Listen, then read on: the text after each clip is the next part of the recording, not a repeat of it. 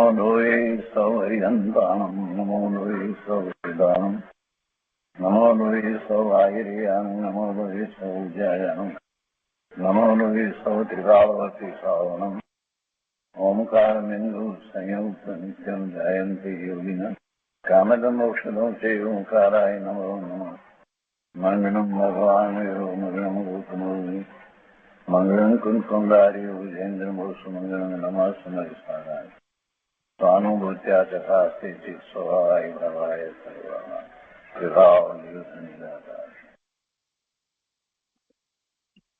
સ્વામી કાર્તિકેય અનુપ્રેક્ષા પંડિત જયચંદ્રજી શાબળાની ભાષા ટીકા સહિત સ્વામી કાર્તિકેય અનુપ્રેક્ષાનો સ્વાધ્યાય આપણે કરી રહ્યા છીએ. શુભચંદ્રાચાર્ય ભગવાનની ટીકા છે અને પૂજ્ય ગુરુદેવ કાંજી સ્વામીના એની ઉપર પ્રવચન છે. સ્વામી કાર્તિકેય અનુપ્રેક્ષાના સ્વાધ્યાયમાં આપણે ગાથા 409 સુધી સ્વાધ્યાય કર્યો છે. હવે આજે આગળ લઈએ તે પહેલા સહેજ પુનરાવર્તન કરીએ. 409 ગાથાની અંદર એમ કહ્યું કે 10 પ્રકારે ધર્મના ભેદ કયા, તો તે પાપ કર્મના નાશ કરવા વાળા તથા પુણ્ય કર્મને ઉત્પન્ન કરવા વાળા કયા, પરંતુ તેને કેવળ પુણ્યના જ અર્થે એટલે એવી રીતે પુણ્યની પ્રાપ્તિના અર્થે જ એવા પ્રયોજનથી જ અંગીકાર ન કરવો. પુણ્ય માટે પાપનો નાશ કરવા વાળા કયા છે તેમાં સમજવું. એમાં એ સમજવાની જરૂર છે કે પાપ તો ખરેખર તો ઘાતી કર્મ છે, એ જ મોટું પાપ છે. અઘાતી કર્મની પાપની પ્રકૃતિઓ જે છે બંધાય છે એ તો સામાન્ય પાપ છે. એટલે એવી અઘાતી કર્મની પાપની પ્રકૃતિઓ ન બંધાય એને બદલે પુણ્યની પ્રકૃતિ બંધાય, એનાથી કાંઈ સંતોષ માનવા જેવું નથી. ધર્મ માટે એટલું પૂરતું નથી. પણ ધર્મ તો જે મૂળ કારણ, જે ઘાતી કર્મની પાપની પ્રકૃતિઓ જેને કારણે જીવ રખડે છે એવા ઘાતી કર્મનો નાશ છે. એટલે નિમિત્ત તરીકે એનો નાશ, એટલે એને એ રીતે સમ્યક દર્શન, સમ્યક જ્ઞાન, સમ્યક ચારિત્ર, રત્નત્રયના પરિણામ થાય. એ ધર્મ છે ને એ ધર્મ માટે આખો પુરુષાર્થ છે. તો એ વાત 409 ગાથામાં આવી. હવે આજે આગળ વાત કરે છે પુણ્ય સંબંધીની, કે રીતે પુણ્ય બંધની વાંછા કરવી યોગ્ય નથી. ગાથા 410માં આગળ એ જ રીતે વાત કહે છે. સંસ્કૃતમાં ગાથા આ રીતે છે: પુણ્યમ અપી સમિચ્છતિ સંસાર તેન ઇહિંત ભવતિ પુણ્યમ સદ્ગતિ હેતુ પુણ્ય ક્ષયેણ એવ નિર્વાણમ. એના અર્થમાં કહે છે કે જે પુણ્યને પણ ઈચ્છે છે તે પુરુષે સંસાર ઈચ્છ્યો. જે પુણ્યને પણ ઈચ્છે છે તે પુરુષે સંસાર ઈચ્છ્યો. કારણ કે પુણ્ય છે તે સુગતિના બંધનું કારણ છે. મનુષ્ય ગતિ કે દેવની ગતિ એવી ગતિના બંધનું કારણ છે. અને મોક્ષ છે તે તો પુણ્યનો પણ ક્ષય કરી પ્રાપ્ત થાય છે. મોક્ષમાં તો કોઈ કર્મ બંધ નથી, પુણ્યના બંધ પણ નથી ને પાપના બંધ પણ નથી. એ તો વિશુદ્ધ દશા છે. ભાવાર્થમાં પંડિતજી કહે છે કે પુણ્યથી સુગતિ થાય છે. એટલે જેણે પુણ્ય વાંચ્યું, પુણ્યની ઈચ્છા કરી, તેણે સંસાર જ વાંચ્યો છે, સંસાર જ ઈચ્છ્યો છે. મનુષ્ય ગતિ કે દેવ ગતિને જ ઈચ્છી છે. એમાં કાંઈ એને પંચમ ગતિની ઈચ્છા કરી નથી. સિદ્ધ તો પ્રગટ કરવાની એને ક્યાંય ભાવના ભાવી નથી. અત્યારે વર્તમાનમાં પોતાને જૈન કેવડાવતા કેટલાય લોકોને પૂછીએ તો એમને એવી વાત છે જ નહીં કે આપણે સિદ્ધ દશા પ્રગટ કરીએ. પુરુષાર્થ સિદ્ધ દશાનો જ છે. અત્યારથી જ એ પુરુષાર્થ શરૂ થઈ જાય છે. ધર્મની શરૂઆત જ્યારે કરીએ છીએ તો એક જ વાત છે કે મારું સિદ્ધ સમાન શુદ્ધ સ્વરૂપ છે અને એવા સિદ્ધ સમાન શુદ્ધ સ્વરૂપને પ્રાપ્ત કરવા માટેનો જ પુરુષાર્થ હું પાડું છું. ભલે અહીંયા વર્તમાનમાં પંચમ કાળમાં ભરત ક્ષેત્રને વિશે એવી મોક્ષની દશા નથી થતી, છતાં પણ આખો પુરુષાર્થ શેને માટે છે? સિદ્ધત્વ માટે છે. એવી તો વાત બહુ ઓછા લોકોને છે. આપણે ભગવાન થઈએ એવી વાત બહુ ઓછા લોકોને ગળે ઉતરી છે. આપણે કાંઈક ધર્મ કરીએ જેથી સારી ગતિ થાય, આ વાત લગભગ મોટા ભાગના લોકોના મનમાં રહી છે. એટલે અહીંયા એ વાતને વધારે સ્પષ્ટ કરી છે આચાર્ય ભગવાને. બે ગાથાઓ બીજી કહી અને એ વાત લીધી છે કે પુણ્યથી સુગતિ થાય છે. પંડિતજી સમજાવે છે, પુણ્યથી સુગતિ થાય છે એટલે જેણે પુણ્ય વાંચ્યું તેણે સંસાર જ વાંચ્યો છે. કારણ કે સુગતિ છે તે પણ સંસાર જ છે. અને મોક્ષ તો પુણ્યનો પણ ક્ષય થતા થાય છે. એટલે મોક્ષાર્થીએ પુણ્યની વાંચા કરવી યોગ્ય નથી. અને પછી એનું 411મી ગાથામાં કહે છે કે ય અભિલષતિ પુણ્યમ સકસાય વિષય સૌખ્ય તૃષ્ણયા દૂરે તસ્ય વિશુદ્ધિ વિશુદ્ધ મૂલાની પુણ્યાની.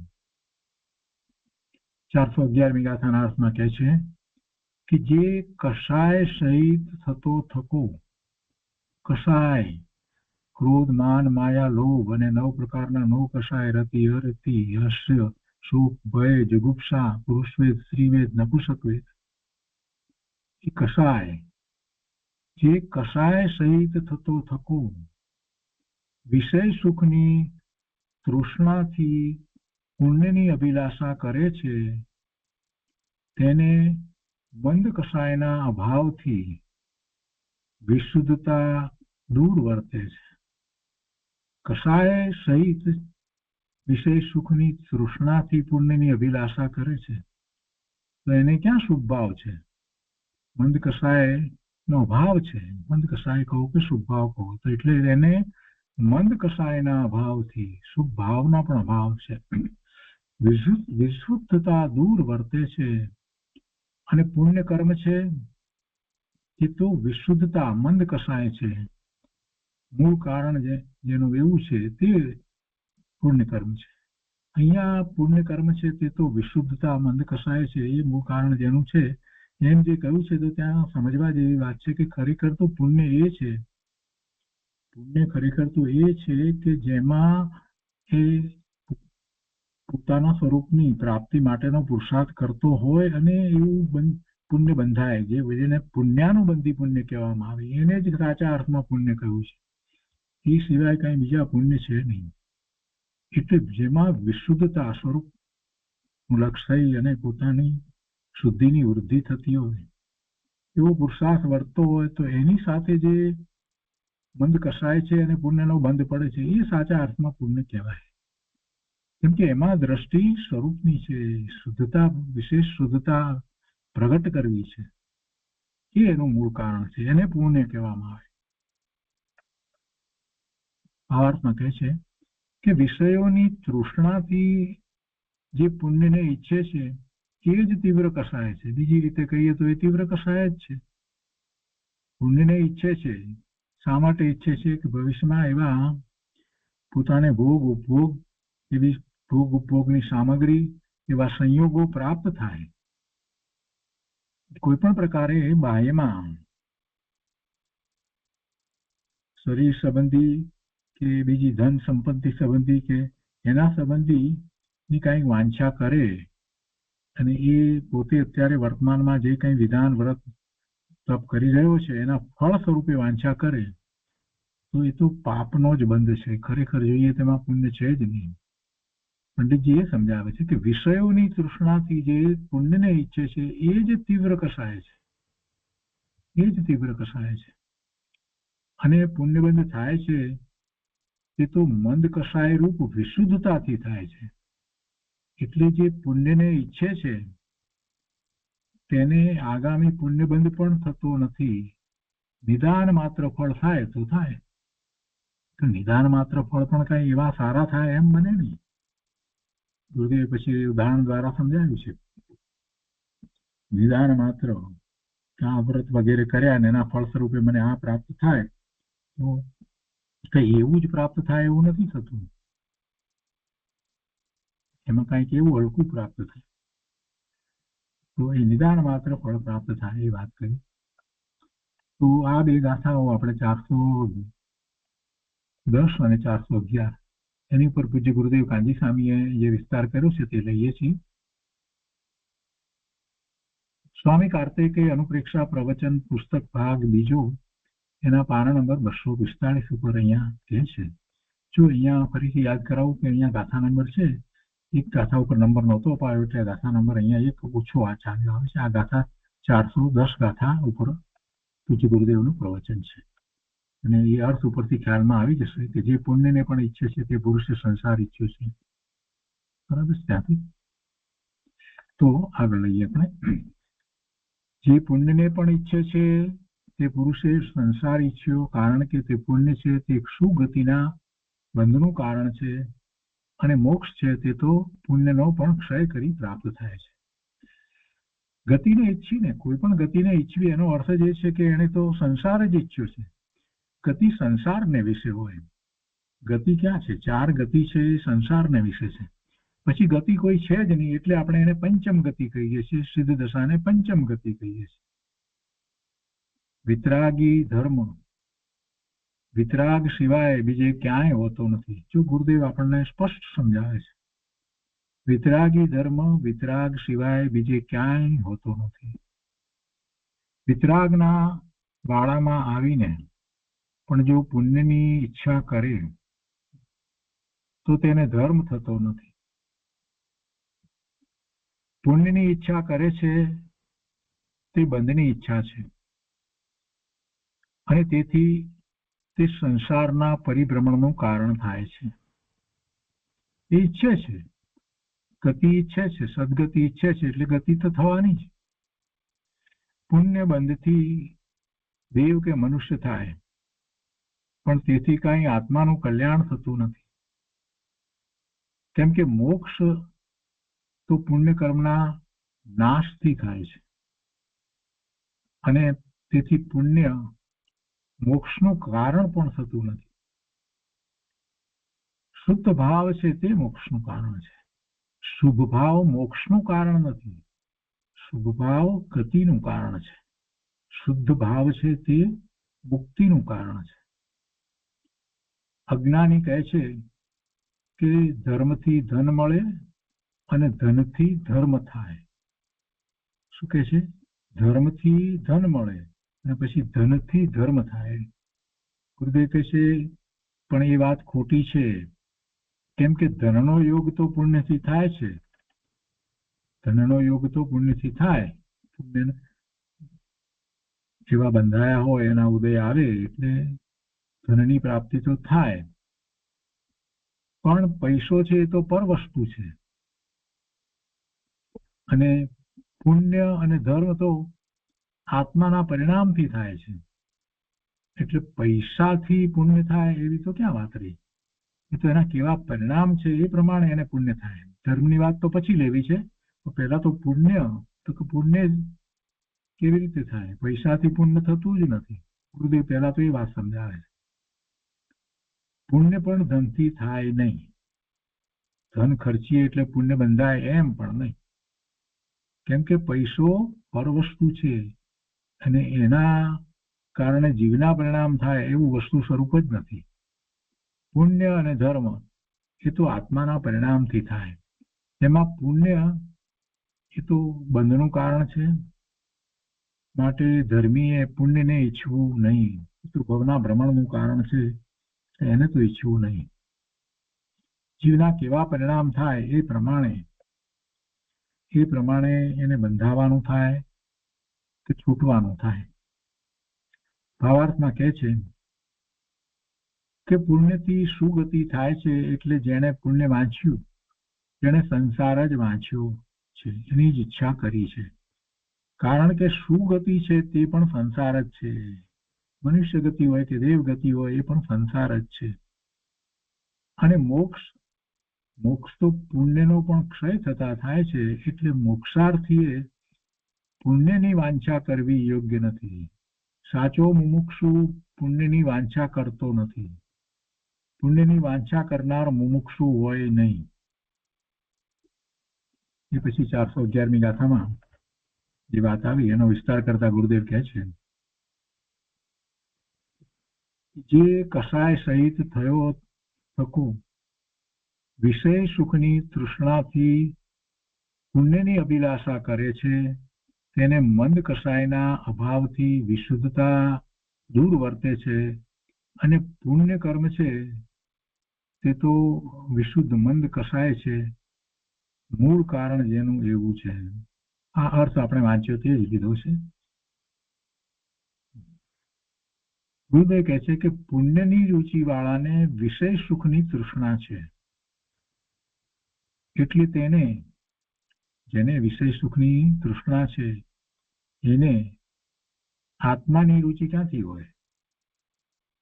હજી એને ઇન્દ્રિયો દ્વારા સુખ મળે છે એવી વાત અંદરમાં પડી હોય, અને એને માટે એ પુણ્યનો બંધ કરતો હોય, પુણ્યને ઈચ્છતો હોય, તો પછી આત્મામાં સુખ છે એ વાતનો તો એને સ્વીકાર જ નથી ને.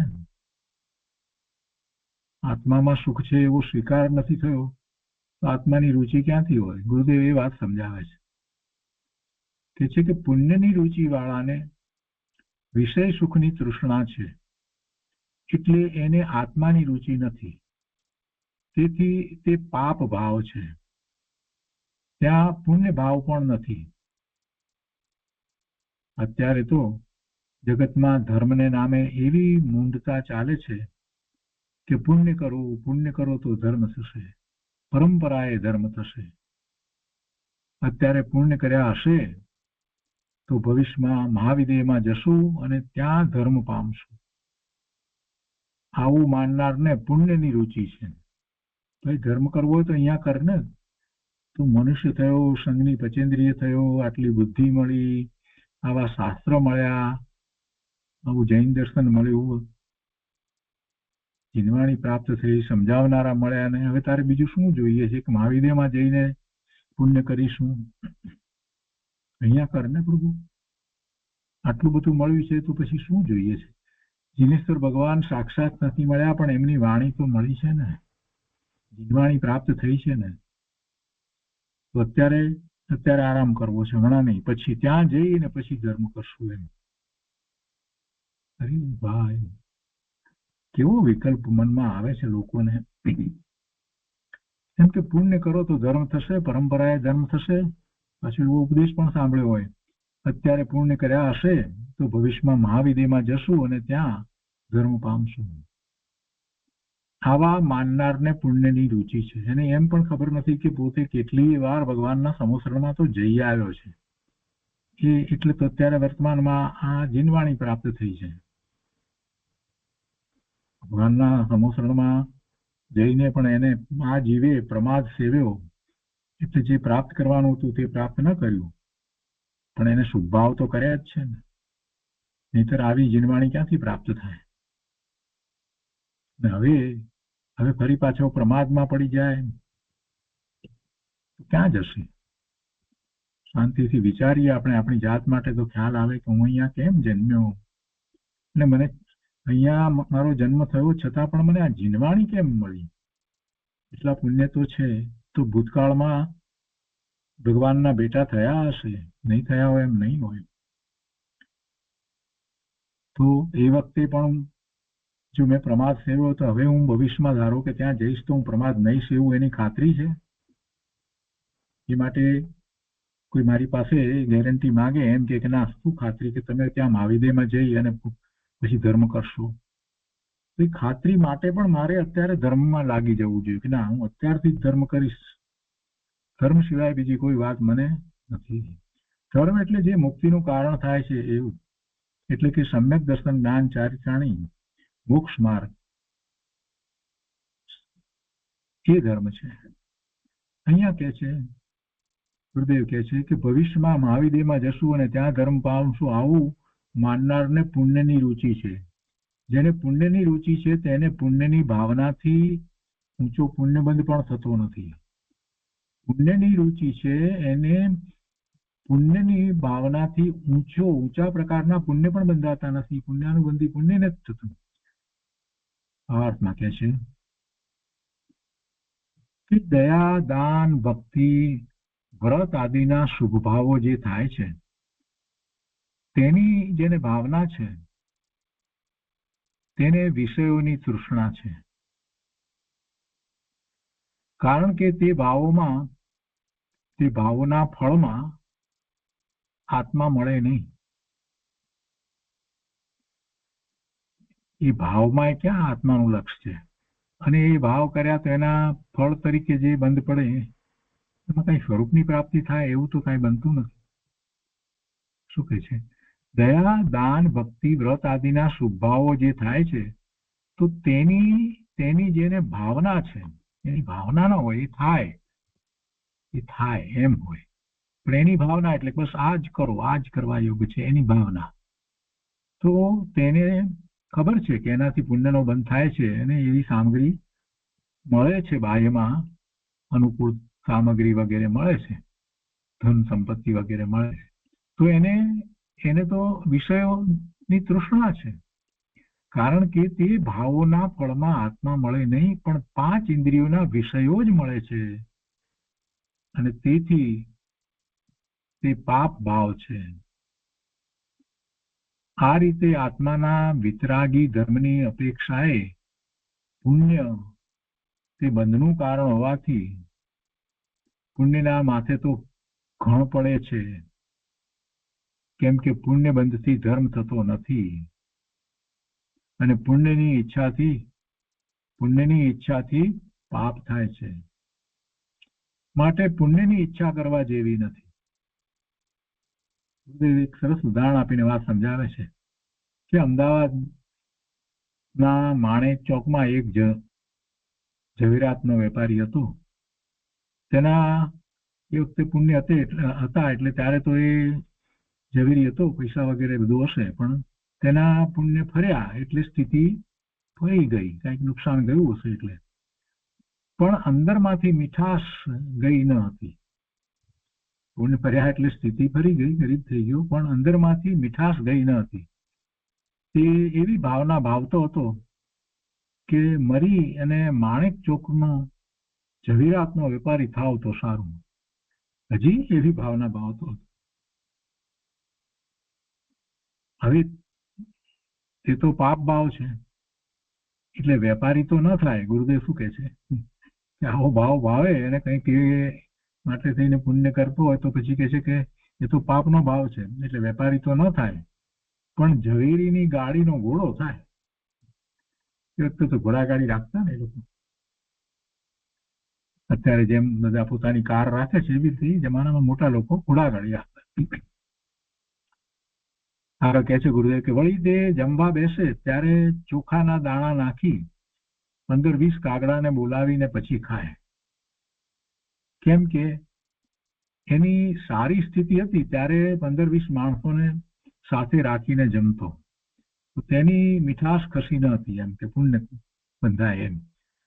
એટલે એ વલખા મારતો હતો કે હવે એટલી સ્થિતિ નથી તો ચોખાના દાણા નાખી અને આ ખવડાવું તો એટલું પુણ્ય તો થાય ને એમ. જો એની મૂળ વાત કરવી છે કે એની ભાવના પુણ્યની જ છે, બીજી કઈ વાત નથી. એ ગુરુદેવ આપણને ઉદાહરણ દ્વારા સમજાવે છે. એની મીઠાશ કશી ન હતી એટલે વલખા મારતો હતો, પણ એમ માગવાથી મળે નહીં. જ્ઞાની તો પુણ્યને ઈચ્છતા નથી. ચક્રવર્તીના રાજ હોય કે ઇન્દ્રપદ હોય, પણ તેને તરણા સમાન માને છે, તેને ઈચ્છતા નથી.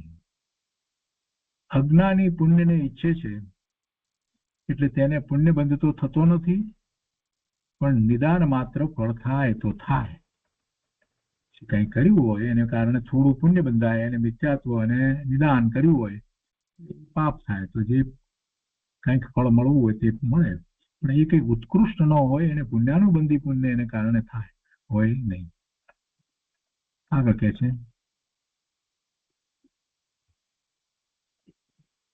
હવે 412મી ગાથા છે, એમાં કહે છે આપણે 12મી ગાથામાં લઈએ છીએ કે એની અંદર વાંછાથી પુણ્ય બંધ થતો નથી, પરંતુ વાંછા રહિત પુરુષને પુણ્ય બંધ થાય છે. એ વાત આગળ કહે છે 412મી ગાથામાં. તો સંસ્કૃતમાં ગાથા કહે છે કે પુણ્યાશાયા ન પુણ્યમ યત નિરીહસ્ય પુણ્ય સંપ્રાપ્તિ ઇતિ જ્ઞાત્વા યતિનઃ પુણ્યે અપી મા આદરમ કુરુદ્વમ. 412ની ગાથા. એના અર્થમાં કહે છે કે કારણ કે પુણ્યની વાંછાથી કાંઈ પુણ્ય બંધ થતો નથી એ વાત તો સમજાવી. અને એવી ઈચ્છા ખાસ કરીને એવા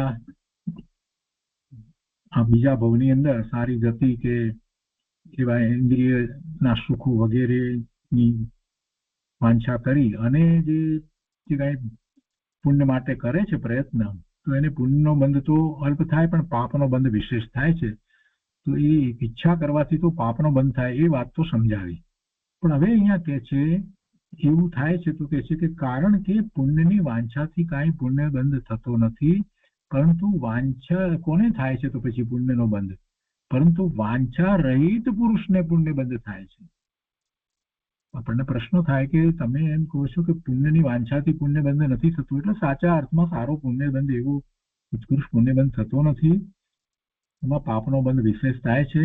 અજ્ઞાનીને એવા બંધ હોય છે, મિથ્યાત્વ સહિત એવા બંધ કરે છે. તો પછી પ્રશ્ન થાય તો પછી કે પુણ્યનો બંધ કોને થાય છે? તો એના ઉત્તર રૂપે અહીંયા કહે છે કે કારણ કે પુણ્યની વાંછાથી કાંઈ પુણ્ય બંધ થતો નથી, પરંતુ વાંછા રહિત એવા પુણ્યની કોઈ પણ પ્રકારના પુણ્યની વાંછા રહિત પુરુષને પુણ્ય બંધ થાય છે. એટલા માટે પણ એટલે અર્થાંત એમ જાણીને પણ હે અતિશ્વર, તમે પુણ્યમાં પણ વાંછા આદર ન કરો. હે અતિશ્વર, હે મુનિ, તમે પુણ્યની જરાય વાંછા ન કરો. પુણ્યમાં પણ વાંછા કે આદર બેમાંથી એક પણ ન કરો. એની વાંછા ન હોય અને પુણ્યનો આદર પણ ન હોય એમ કે છે. કોને કહે છે? મુનિને. ભાવાર્થમાં કહે છે કે અહીં મુનિજનોને ઉપદેશા છે કે પુણ્યની વાંછાથી પુણ્ય બંધ થતો નથી. પુણ્ય બંધ તો આશા મટતા બંધાય છે. માટે પુણ્યની આશા પણ ન કરો, માત્ર પોતાના સ્વરૂપની પ્રાપ્તિની આશા કરો. પુણ્યની પણ આશા ન કરો, માત્ર પોતાના સ્વરૂપની પ્રાપ્તિની આશા કરો. આ 412માં વાત કરી. અને એના પછી 413ની અંદર જે વાત કરે છે ઘણી મહત્વની વાત કરી છે. એનો વિસ્તાર પણ પૂજ્ય ગુરુદેવે ઘણો કર્યો છે.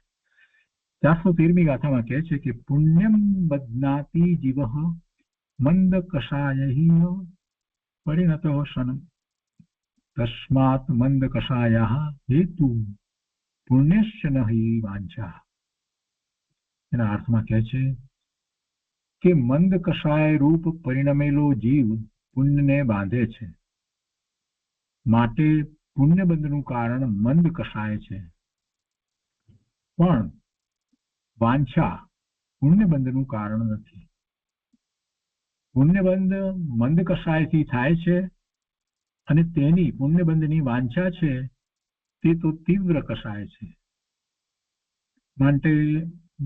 માટે વાંછા કરવી નહીં, ઈચ્છા કરવી નહીં. નિર્વાંછક જેને એવી ઈચ્છા નથી તે પુરુષને પુણ્યબંધ થાય છે.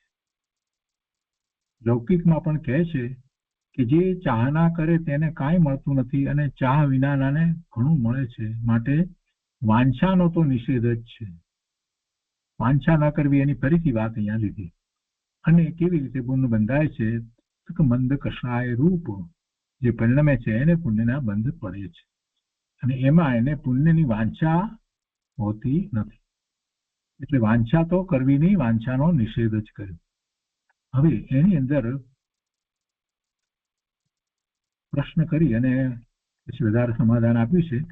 એ બધું એ ભાવાર્થમાં સમજવાનું. એ અહીંયા ભાવાર્થ નથી લીધો, પણ એ ભાવાર્થ છે ખરેખર તો નહીં.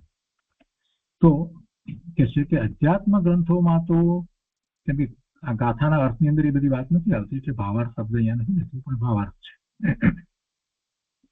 પ્રશ્ન કર્યો કે અધ્યાત્મ ગ્રંથોમાં તો પુણ્યનો નિષેધ ઘણો કર્યો છે. અધ્યાત્મ ગ્રંથમાં તો પુણ્યનો નિષેધ ઘણો કર્યો છે. પુણ્ય અને પાપ બંને બંધના જ કારણ છે, બંને બેડી જ છે. અને ગુરુદેવ તો આ વાત ખૂબ સમજાવતા હતા કે સોનાની બેડી હોય કે લોખંડની બેડી હોય, છેવટે તો એ બાંધવાનું જ કામ કરે છે ને, બંધાય. એટલે પુણ્ય હોય કે પાપ હોય એનાથી બંધ જ પડે છે. એનાથી નિર્જરા થતી નથી. અને એ વાત ગુરુદેવે ખૂબ સમજાવી. અહીંયા પ્રશ્ન કોઈએ કર્યો છે કે અધ્યાત્મ ગ્રંથોમાં તો પુણ્યનો નિષેધ ઘણો કર્યો છે. વાત સાચી છે ને, પુણ્યનો નિષેધ ઘણો કર્યો છે, કેમ કે એ બંધનું કારણ છે. પણ કે છે કે અને પુરાણોમાં પુણ્યનો જ અધિકાર છે. પુરાણોની અંદર જે આદિ પુરાણ વગેરે, જે પાંડવ પુરાણ કે જે કોઈ પણ પુરાણ લઈએ, એ બધા પુરાણની અંદર જે વાત કરવામાં આવી એમાં શુભભાવની વાત વગેરે આવે છે, તો એને કારણે તો પુણ્ય ના બંધ પડે છે. તો કે છે કે પુરાણોમાં પુણ્યનો જ અધિકાર છે. માટે અમે તો એમ જાણીએ છીએ કે સંસારમાં પુણ્ય જ મોટી વસ્તુ છે. તેનાથી તો અહીં ઇન્દ્રિયોના સુખ મળે છે, મનુષ્ય પર્યાય મળે, સારી સંગતિ મળે, ભલું શરીર મળે, અને મોક્ષ સાધનના ઉપાય એનાથી મળે છે, પુણ્યથી મળે છે. ત્યારે પાપથી તો નરક અને નિગોદમાં જાય, ત્યાં મોક્ષનું સાધન પણ ક્યાંથી મળે? માટે એવા પુણ્યની વાંછા કેમ ન કરવી? બહુ સરસ રીતે પ્રશ્ન મૂક્યો છે. કેમ ન કરવી? કેમ કે પુણ્યને કારણે તો આ મળ્યું. રોજ આપણે પણ કહીએ છીએ કે જીનવાણી મળી, ગુરુદેવની ના વચનામૃત મળ્યા, આપણને એને સમજવા માટેની આપણને બુદ્ધિ મળી, એવા સંયોગો પ્રાપ્ત થયા. આ બધું મળ્યું છે તો પુણ્યને કારણે તો મળ્યું છે. પછી પાછી પુણ્યની વાંછા કેમ ન કરવી? મોક્ષનું સાધન શું છે? જીનવાણી, સાચા દેવ ગુરુ શાસ્ત્ર, એમનો સંયોગ, સત્પુરુષની વાણી, સત્સંગ, આ બધું જે છે એ બધાને તો સાધન કહીએ છીએ, સહકારી કારણ કહીએ છીએ. એ બધું તો પુણ્યને કારણે તો મળે છે. તો પછી અને જો એ ન હોય તો એનાથી વિરુદ્ધ તો પાપથી તો નરકમાં જાય છે. તો કેમ એમ કહું છું? અધ્યાત્મમાં પાછો ખૂબ પુણ્યનો નિષેધ કરવામાં આવ્યો છે. અને જ્યારે પ્રથમાનુયોગના શાસ્ત્ર લઈએ, પુરાણો વગેરે, એ પ્રથમાનુયોગના, તો એમાં તો પુણ્યની વાત કરી છે. એટલે આ બે વાતની વચ્ચે મોટા ભાગના લોકો અને સ્પષ્ટતા નથી, એટલે પોતાની મતિ કલ્પના એના અર્થ કરે છે. અહીંયા એનું સમાધાન બહુ સુંદર આપ્યું છે, બહુ મહત્વનું છે.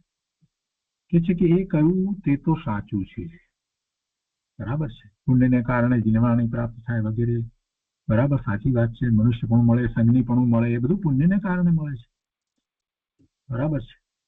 પરંતુ માત્ર ભોગના અર્થે પુણ્યની વાંછાનો અત્યંત નિષેધ છે. એટલે ઇન્દ્રિયના સુખો મને મળે, ભવિષ્યમાં ધન સંપત્તિ મળે, યશ, આબરૂ, આ બધું મળે, તો કે છે કે એ બધી વાત જે છે એના એવી ઈચ્છા કરવી નહીં. એટલે કે છે કે પરંતુ માત્ર ભોગના અર્થે પુણ્યની વાંછાનો અત્યંત નિષેધ છે.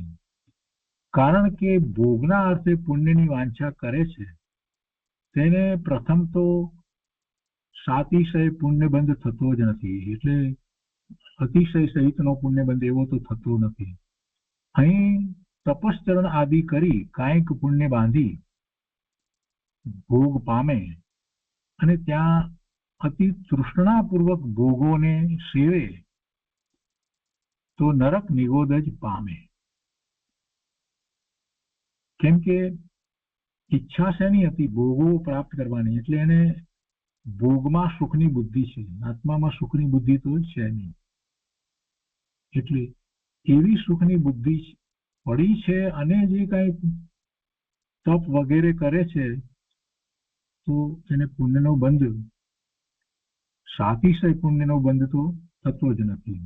તપશ્ચરણ વગેરે કરે એટલે એને કારણે કાંઈક પુણ્ય બાંધી અને એ ભોગની સામગ્રી વગેરે પ્રાપ્ત કરે અને એની દ્રષ્ટિ હજી એમ જ છે કે ભોગમાં સુખ છે. એટલે ત્યાં પછી પાછો એ મળે છે સામગ્રી, તો ત્યાં એ અતિ તૃષ્ણાપૂર્વક ભોગોને સેવે છે. દ્રષ્ટિ ત્યાં હતી ને ભોગમાં સુખની બુદ્ધિ, એટલે તૃષ્ણાપૂર્વક ભોગોને સેવે છે. આના ઉપરથી આપણે પણ એ વાતને સમજવાની કે જે કંઈ સામગ્રી ભોગની આપણને પ્રાપ્ત થઈ હોય એને તૃષ્ણાપૂર્વક ભોગવવી નહીં. જે કંઈ કાર, કોમ્પ્યુટર, ઘર, મકાન, જે કંઈ મળ્યું હોય પણ એ સંયોગે કરીને પ્રાપ્ત થઈ છે અને એ કંઈ ભોગવવાનો વિકલ્પ અંદરમાં જે ચાલતો હોય એને છોડી દેવું એ સુખનું કારણ નથી. જેથી સુખની પ્રાપ્તિ થતી નથી. એને ભોગવવા જતા પાપનો જ બંધ પડે છે. સંયોગ કરીને મળ્યું છે પણ એ મારી વસ્તુ નથી, એ મને સુખ પણ આપતું નથી, એવો ભાવ રાખવો જોઈએ. એવો ઉદાસીનતાનો, એ ભોગોની સામગ્રી પ્રત્યે ઉદાસીનતાનો ભાવ રાખવો જોઈએ. એક લીટીની અંદર આખી વાત કરી દીધી છે કે તપસ્ચરણ આદિ કરી કાંઈક પુણ્ય બાંધી ભોગ પામે અને ત્યાં અતિ તૃષ્ણાપૂર્વક ભોગોને સેવે તો નરક નિગોદ જ પામે. મિથ્યા દ્રષ્ટિ દેવ અહીંયા પુણ્યનો બંધ કરી અને દેવ તો થયો, એટલે અહીંયા મનુષ્ય હોય અને અહીંયા એવા પુણ્ય કર્યા હોય કે જેને એટલા બધા પુણ્ય હોય એટલે કે એને પ્રાપ્ત કરવા માટે એને દેવની ગતિ થાય, શરીર પણ એ રીતે મળે, બધું મળે. પણ હજી સ્વરૂપની એવી દ્રષ્ટિ ન હોય તો પછી જ્યાં જે કંઈ પ્રાપ્ત થયું છે એને ભોગવવામાં ને ભોગવવામાં એટલું બધું લાંબુ આયુષ્ય પૂરું કરે અને એ ખૂબ તૃષ્ણાપૂર્વક બુદ્ધિપૂર્વક ભોગોને ભોગવે અને ત્યાં પણ એને તૃષ્ણા એટલી હોય કે વધારે ને વધારે ભોગો પ્રાપ્ત કરે. બીજા દેવોના જે ભોગ સામગ્રી વગેરે છે એને જોઈ અને એને એમ થાય કે હજી વધારે વિશેષ મળે અને એનું આયુષ્ય પૂરું થઈ જાય ત્યાં સુધી એમાં ને એમાં જ રહે. એટલે એમાંથી નીકળી અને એ ક્યાં જાય? તિર્યંચમાં જાય. અહીંયા કે છે કે ત્યાં અતિ તૃષ્ણાપૂર્વક ભોગોને સેવે તો નરક નિગોદ જ પામે તથા બંધ મોક્ષનું સ્વરૂપ સાધવા માટે પુણ્ય પામે તેને તો એને નિષેધ છે નહીં, એનો તો એને નિષેધ નથી, એનો તો નિષેધ છે નહીં.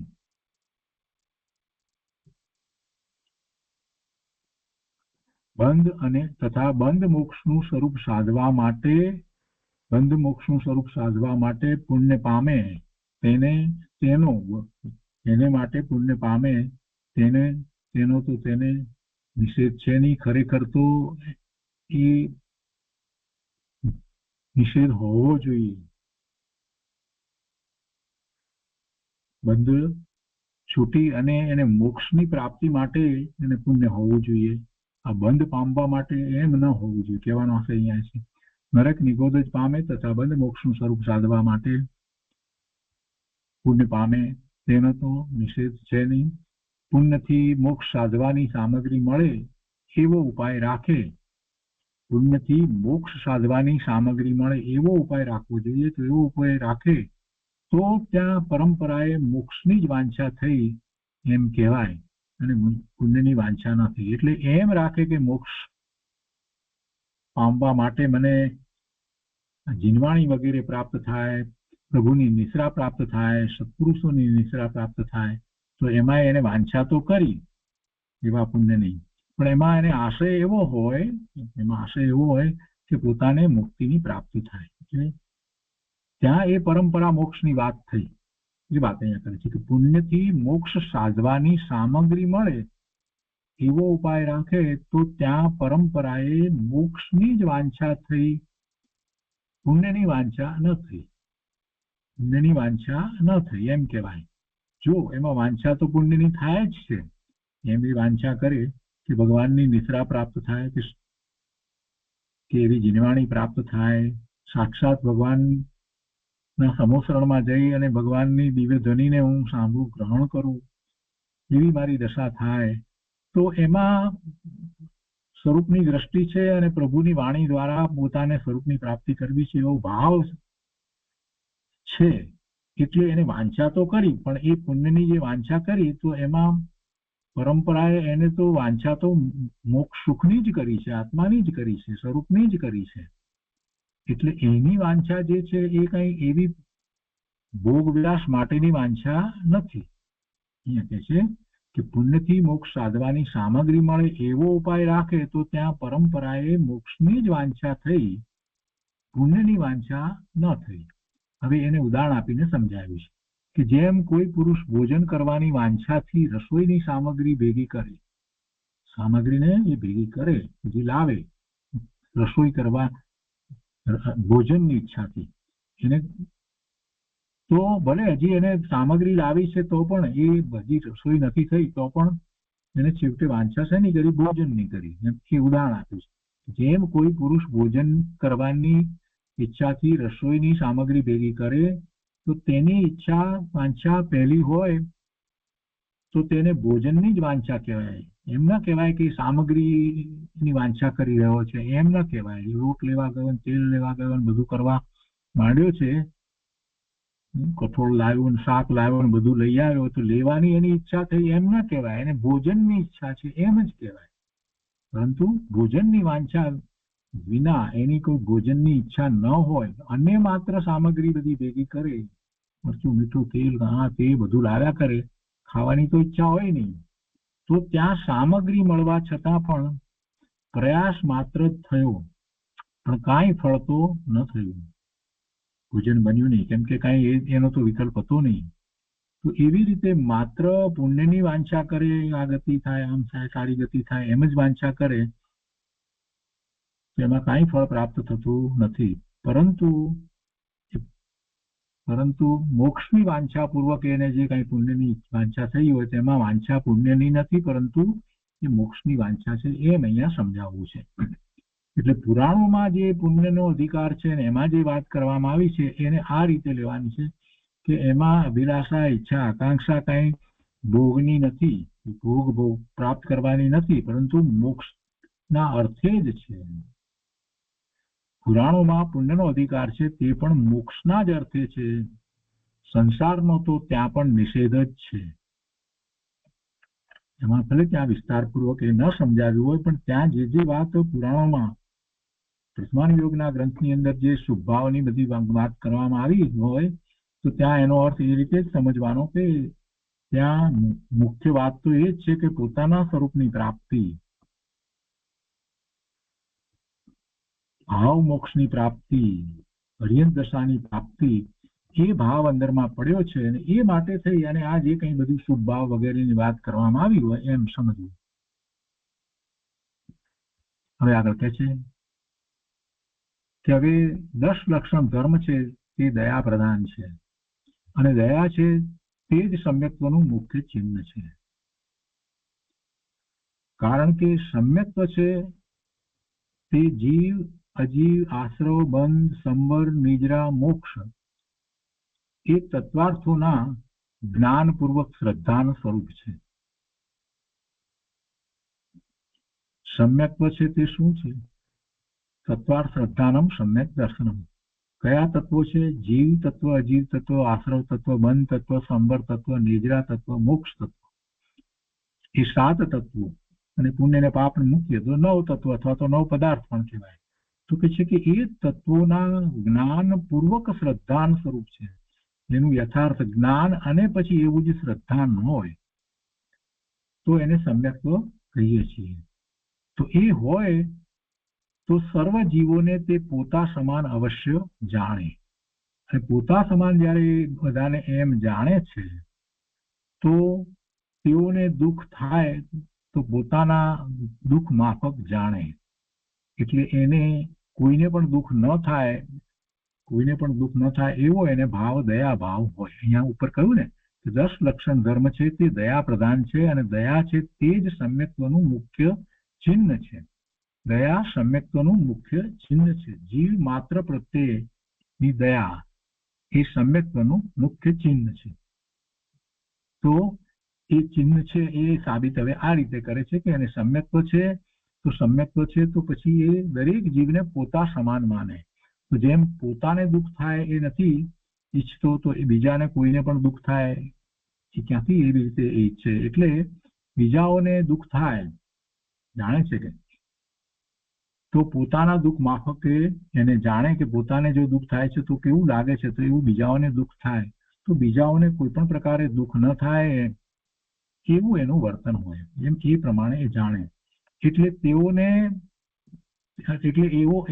એટલે એને બે બધા માટે, જીવ માત્ર માટે કરુણા અવશ્ય થાય. એટલે એવી અનુકંપા, કરુણા અવશ્ય થાય.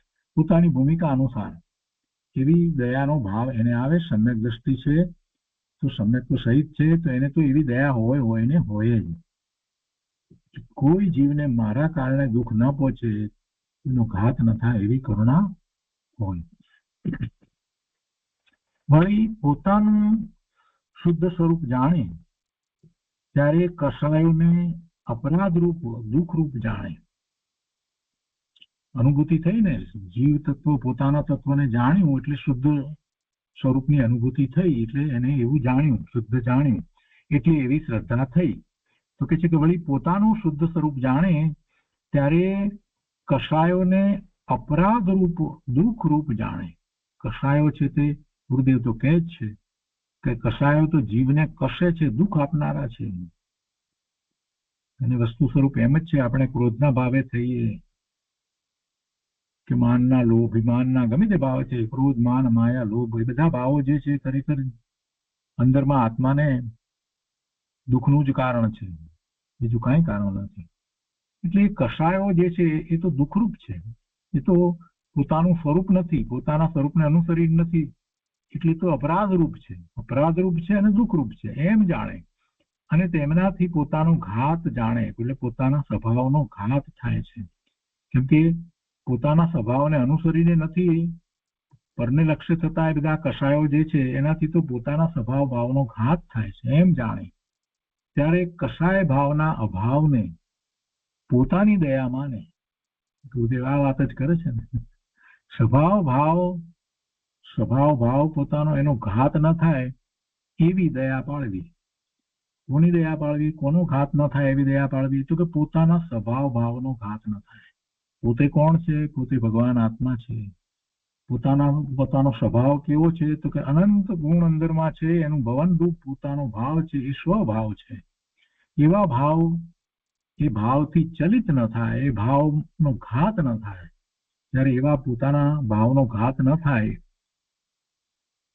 પૂર્ણપણે જ્યારે એવી દશા થાય છે પોતાના ભાવનો જરાય ઘાત ન થાય, એટલે અંદરમાં ચાલી રહેલા અનંત ગુણનું ભવન એ રીતે જ પોતાના વર્તમાન ભાવ એટલે પ્રગટ ભાવ હોય તો એ તો અર્યંત દશા છે.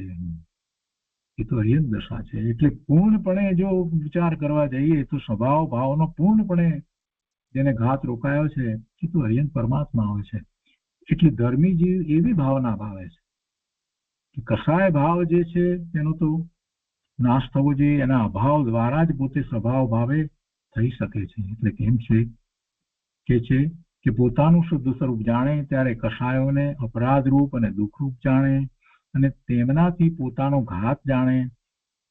કસાયોથી પોતાના સ્વભાવનો ઘાત જાણે ત્યારે કસાય ભાવના અભાવને પોતાની દયા માને. એ પ્રમાણે અહિંસાને ધર્મ જાણે. આ અહિંસા ધર્મ છે. સ્વદયા, કોની દયા? સ્વભાવ ભાવની દયા. તથા હિંસાને અધર્મ માને અને એવું શ્રદ્ધાન તે જ સમ્યક્ત્વ છે. અને તેના નિશંક્તિ આદિ 8 અંગ છે તેને જીવ દયા ઉપર જ લગાવી અને અહીં કહે છે. તો હવે પછી આગળ ગાથા 414 શરૂ કરી અને સમ્યક્ત્વના અંગની વાત કરશે, પણ જરાક જુદી રીતે વાત કરે છે. અહીંયા કે છે કે એને જીવ દયા ઉપર જ લગાવી અને અહીં કહે છે સાચી દયા, સાચી અહિંસા પરમો ધર્મ. પોતાના સ્વભાવ ભાવનો પણ એમાં ઘાત નથી, સ્વભાવની દયા. તો એની ઉપર આ 8 અંગ જે કહેવામાં આવ્યા છે એની ઉપર લગાવીને કહેશે. હવે આ ગાથાઓ ઉપર 412-13 એ બે ગાથાઓ પર પૂજ્ય ગુરુદેવ કાંજી સ્વામીએ જે વિસ્તાર કર્યો છે તે આપણે લઈએ. અહીંયા 412 ગાથા ના અર્થમાં અહીંયા કહે છે. અહીંયા 411 લખ્યું છે પણ 411 નથી, 412 છે.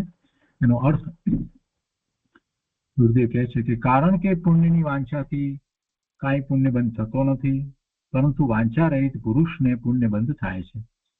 એટલા માટે પણ અર્થાંત એમ જાણીને પણ હે યતીશ્વર, તમે પુણ્યમાં પણ વાંછા આદર ન કરો. કોઈ રાજાની, ગુરુદેવ સમજાવે છે, કોઈ રાજાની શેઠાઈની વાંછા કરે તો તેને પુણ્ય બંધ તો થતો નથી, પણ એકલો પાપ બંધ થાય છે. ત્યાગે તેને આગે અને માગે તેને આગે, એ કહેવત છે. ત્યાગે તેને આગે અને માગે તેને આગે, એ કહેવત પ્રમાણે જેને પુણ્યની ઈચ્છા નથી તેને સારું પુણ્ય બંધાય છે. અને જેને ઈચ્છા છે તેને પુણ્ય બંધ થતો નથી, પણ પાપ બંધ થાય છે. અહીં યતીશ્વરને એટલે મુનિને સંબોધીને કહેલ છે, પણ શ્રાવકની વાત ગૌણમાં આવી જાય છે, પેટામાં એ વાત આવી જાય છે. જ્યારે મુનિને આ વાત કરી હોય તો શ્રાવકે પણ એના ઉપરથી બોધપાઠ લેવું. એટલે જ્ઞાની ધર્મીને પુણ્ય ઈચ્છવા યોગ્ય નથી એમ સમજવું. બધાને માટે વાત છે. જે સમ્યક્તોનો એવો પુરુષાર્થ કરી રહ્યો છે એને માટે પણ પુણ્ય ઈચ્છવા યોગ્ય નથી. કોઈએ પુણ્યની ઈચ્છા કરવાની નથી, સ્વરૂપની પ્રાપ્તિની ઈચ્છા કરવી. ભાવાર્થમાં કહે છે કે અહીં મુનિજનોને ઉપદેશ્યા છે કે પુણ્યની વાંછાથી પુણ્ય બંધ થતો નથી. પુણ્ય બનતો આશા મટતા બંધાય છે, માટે પુણ્યની આશા પણ ન કરો, માત્ર પોતાના સ્વરૂપ પ્રાપ્તિની આશા કરો. તો 412 ગાથાનો વિસ્તાર થયો. હવે 413ની ગાથા ઉપર જે ઘણો વિસ્તાર કરવામાં આવ્યો, પ્રશ્ન પણ પૂછવામાં આવ્યો અધ્યાત્મક ગ્રંથમાં જે વાત છે, અને પ્રથમાનુયોગના ગ્રંથો જે પુરાણો વગેરેમાં વાત છે, તો એ બધાના સમાધાન સહિત જે આખી વાત લેવામાં આવી એનો ઘણો વિસ્તાર પૂજ્ય ગુરુદેવે કર્યો છે. એનો આપણે આજે કેટલોક ભાગ લઈએ છીએ, શેષ ભાગ આવતા સ્વાધ્યાયમાં લઈશું. અહીંયા પહેલી વાત લે છે અર્થને ગુરુદેવ સમજાવે છે કે મંદ કષાય રૂપ પરિણમેલો જીવ પુણ્યને બાંધે છે.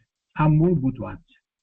મંદ કષાય રૂપ પરિણમેલો જીવ પુણ્યને બાંધે છે, માટે પુણ્યબંધનું કારણ મંદ કષાય છે, પણ ઈચ્છા વાંછા પુણ્યબંધનું કારણ નથી. પુણ્યબંધ મંદ કષાયથી થાય છે, અને તેથી પુણ્યબંધની વાંછા છે તે તો તીવ્ર કષાય છે. માટે વાંછા કરવી નહીં. નિર્વાંછક પુરુષને પુણ્યબંધ થાય છે. લૌકિકમાં પણ કહે છે કે જે ચાહના કરે તેને કાંઈ મળતું નથી, અને ચાહ વિનાનાને ઘણું મળે છે. માટે વાંછાનો તો નિષેધ જ છે. આ તો મૂળ અર્થની વાત કરી શાસ્ત્રની. ગુરુદેવ કહે છે કે વિતરાગના માર્ગમાં કોઈ પણ શાસ્ત્ર લ્યો તો એક જ વાત કરે કે આત્માના આશ્રયે ધર્મ થાય, પણ પુણ્યના આશ્રયે ધર્મ થાય નહીં. વિતરાગના માર્ગમાં જીનવાણીમાં બધા જ શાસ્ત્રોમાં મૂળ વાત તો આ જ કરવામાં આવી છે. આત્માના આશ્રયે ધર્મ થાય, પણ પુણ્યના આશ્રયે ધર્મ થાય નહીં. અને પુણ્યથી ધર્મ થાય એમ જે શાસ્ત્ર કહે તે આત્માથી ધર્મ થાય એમ કહે નહીં. એવા શાસ્ત્રોને માનવા નહીં. સ્પષ્ટ ના પાડે છે કે ભાઈ જે એમ કે પુણ્યથી ધર્મ થાય ને આત્માથી ધર્મ થાય નહીં એમ કહેતા હોય એ શાસ્ત્રોને માનવા નહીં. શુભ ભાવ પરંપરાએ મોક્ષનું કારણ છે. બરાબર છે, એ વાતનો પણ ગુરુદેવ સ્વીકાર કરી અને કહે છે, પણ એને સમજવાનું છે કે કેવી રીતે શાસ્ત્રમાં એ વાત કરવામાં આવી છે. શુભ ભાવ પરંપરાએ મોક્ષનું કારણ છે, તો એને પણ જરાક સમજવાનું છે. શુભ ભાવ પરંપરાએ મોક્ષનું કારણ છે, એવું જેનું શુભ ભાવ ઉપર વજન છે તેને પણ વિકારની રુચિ છે. પુણ્યને જેણે મીઠું માન્યું છે તેને ધર્મ તો થતો નથી, પરંતુ સાચું પુણ્ય પણ થતું નથી. કેમ કે પરિણામમાં લોભ ઘટાડવો તે પુણ્યનું કારણ છે, પણ પુણ્યની ઈચ્છા પુણ્યનું કારણ નથી. માટે પુણ્યની ઈચ્છા છોડવા યોગ્ય છે. કંઈ પણ સંયોગો પ્રાપ્ત કરવા એ પણ એક પ્રકારે લોભ થયો ને, એ કસાય થયો, એને તો ઘટાડવાનો છે. જ્યારે શુભભાવ પરંપરાએ મોક્ષનું કારણ કહ્યું છે, તો પરંપરાએ તો એ રીતે વાત કરવામાં આવી છે કે સાથે રહેલું છે. એવો શુભભાવ મુખ્ય કંઈક બીજું છે, મુખ્ય સ્વરૂપની દ્રષ્ટિ છે, એની સાથે રહેલો શુભભાવ છે. એને વ્યવહારથી એ પરંપરાએ મોક્ષનું કારણ એમ કહેવામાં આવ્યું. પણ એ વ્યવહારથી કહેવામાં આવ્યું, નિશ્ચય વિના કઈ વ્યવહાર હોતો નથી. પણ એકલી આ વાતને કોઈ પકડીને બેસી જાય, શુભભાવ પરંપરાએ મોક્ષનું કારણ છે, અત્યારે આપણને શુભભાવ હોય, અત્યારે તમે શુદ્ધની વાત રહેવા દો, આવું કહેવા વાળા ઘણા હોય છે. ઉપદેશકો પણ એવી રીતે વાત કરતા હોય છે કે તમે હમણાં નિશ્ચયની વાત રહેવા દો, હમણાં પહેલા વ્યવહાર સમજો. તો એ વાત બરાબર નથી. નિશ્ચય વિના વ્યવહાર હોતો નથી. નિશ્ચયથી જ્યારે શુદ્ધ ભાવ છે તે જ સ્વરૂપની પ્રાપ્તિનું કારણ છે, તો એની સાથે રહેલો જે શુભ ભાવ છે એને વ્યવહારથી પરંપરાએ મોક્ષનું કારણ કહ્યું છે. એ સિવાય નિશ્ચય જેને છે જ નહીં અને માત્ર શુભ ભાવની વાત કરે છે, એને તો અંદરમાં તો ઊંડે ઊંડે શેની રુચિ છે? પુણ્યની રુચિ છે. અને જેને પુણ્યમાં મીઠાશ માની છે, એના ફળમાં મીઠાશ માની છે, તેને ધર્મ તો થતો નથી, પરંતુ સાચું પુણ્ય પણ થતું નથી. કેમ કે પરિણામમાં લોભ ઘટાડવો તે પુણ્યનું કારણ છે. તો એને તો હજી પુણ્યનો લોભ છે, પુણ્ય વધારવાનો લોભ છે, પણ પુણ્યની ઈચ્છા પુણ્યનું કારણ નથી. માટે પુણ્યની ઈચ્છા છોડવા યોગ્ય છે. હવે આગળ કહે છે કે હવે પ્રશ્નકાર પ્રશ્ન કરે છે, અધ્યાત્મ ગ્રંથોમાં તો પુણ્યનો નિષેધ કર્યો છે અને પુરાણોમાં પુણ્યનો જ અધિકાર છે. માટે અમે તો એમ જાણીએ છીએ કે સંસારમાં પુણ્ય જ મોટી વસ્તુ છે. અને એ બધી વાત જે આપણે હમણાં વાંચનમાં લીધી છે એની ઉપર પણ પૂજ્ય ગુરુદેવે ઘણો વિસ્તાર કર્યો છે. તો એ બધો વિસ્તાર આપણે આવતા સ્વાધ્યાયમાં લઈશું. આજનો સ્વાધ્યાય અહીંયા સુધી રાખીએ છીએ.